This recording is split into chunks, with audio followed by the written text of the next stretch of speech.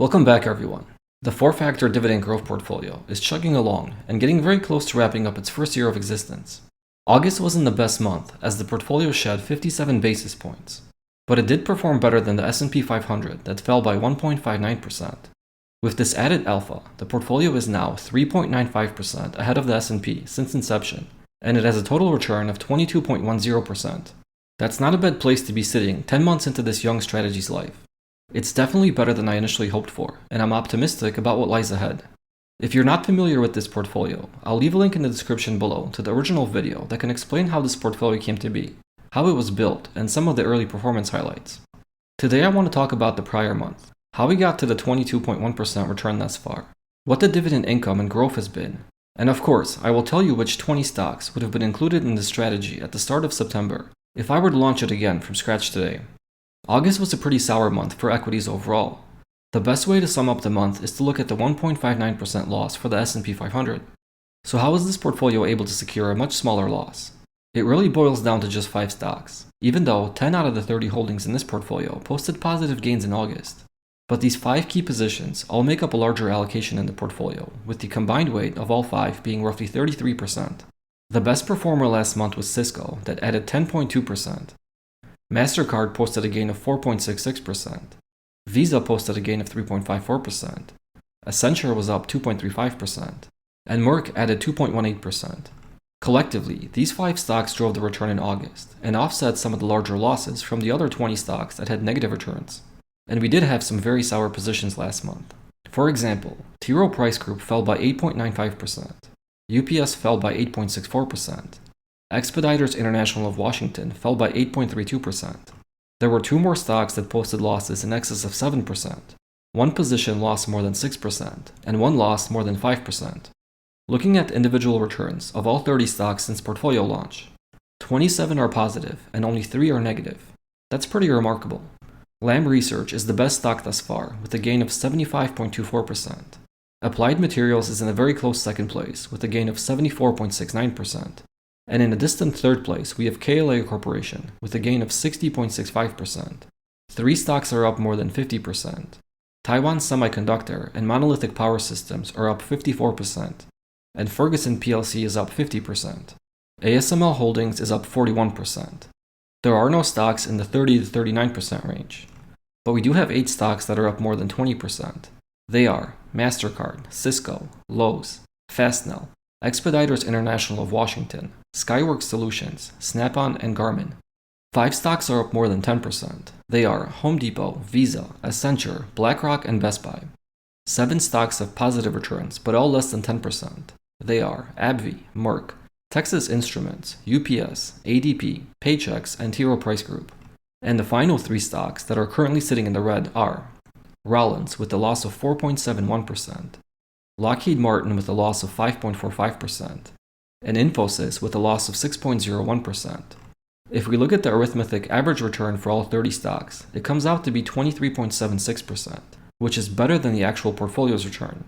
So this tells me that an equal weight allocation would have performed better than the market cap weighted allocation I applied. Additionally, the arithmetic average return computed this way assumes that the equal weight allocation would have been rebalanced at each month end.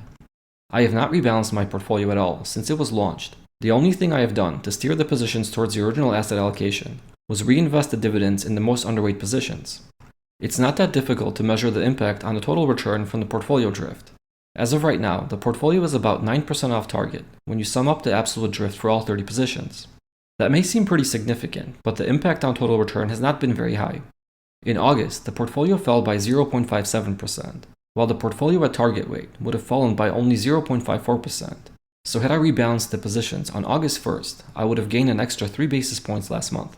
During some months, the target weight performed better, and for other months, the actual portfolio gained a little alpha. Overall, since inception, the target weighted portfolio is performing 0.35% better, which suggests that a monthly rebalancing would have worked out better thus far. This may or may not continue to hold true, but the biggest consideration of whether I should rebalance on a monthly basis are the tax implications.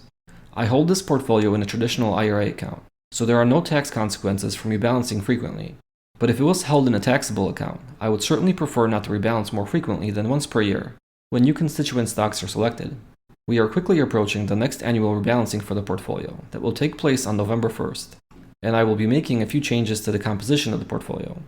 Aside from selecting new stocks using the 4-factor stock selection process, the portfolio will only include 20 stocks in the upcoming fiscal year, and they will all have an equal weight.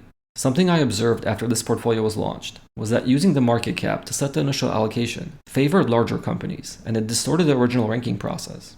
So regardless of where a stock ranked, whether it was the highest ranked stock or number 30, its weight in the portfolio was purely determined by the size of the company.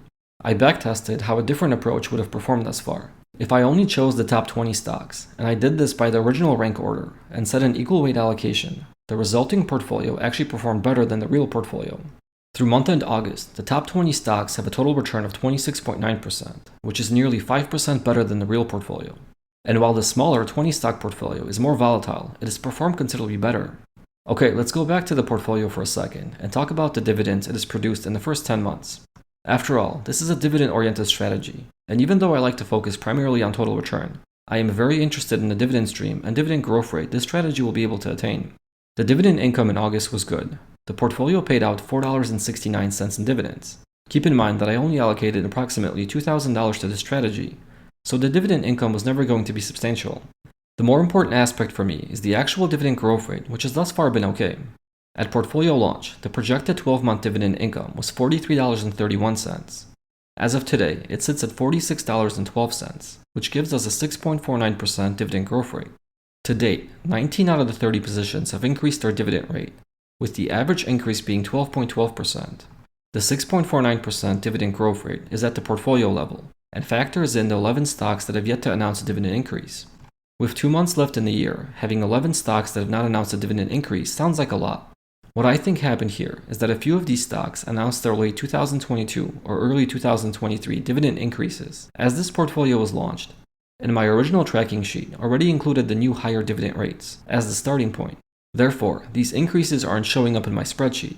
I could go back and try to figure these out, but I'm not sure if I want to spend my time doing that. What I'm more interested in is how the first year's dividend income will compare to the dividend income in year number 2. I'd rather measure dividend growth in actual dividends paid, and what will be interesting is how the reconstitution of the portfolio will impact the dividend yield. So the dividend income has been pretty good thus far, and the total return has come in higher than expected. So overall, I'm very happy with how this strategy has worked out. In May of this year, I started tracking the 4-factor list on a monthly basis. I did this for the dividend growth strategy that this portfolio tracks, and I also did it for a strategy focused on a higher dividend yield.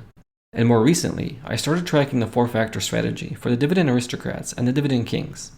All of these lists are shared with my Patreon community, and they are updated at each month end. I haven't analyzed this data too much yet, and when I do, I'll probably share the results here as well. For now, if you're a Patreon member, you can track these lists live as they're updated on Google Sheets. As promised earlier, let me share with you the top 20 stocks on the September 4-factor dividend growth list. I'll read off just the ticker symbols. And we have SQM, EOG, WSM, INFY, ADP, TXN, FAST, RHI, PAYX, HD, ODFL, MPWR, LRCX, ASML, MAS, LSTR, AVGO, CNS, MCHP, and UPS. The two changes from the prior month are MCHP that moved up 19 spots on the list, and UPS that moved up 1 spot. The lists don't change very much from month to month. Sometimes it's just 1 or 2 stocks that moves up or down and makes the top 20 cut. I actually launched a brand new 4-factor portfolio with about $7,900 using this top 20 list, and that portfolio was launched on September 1st.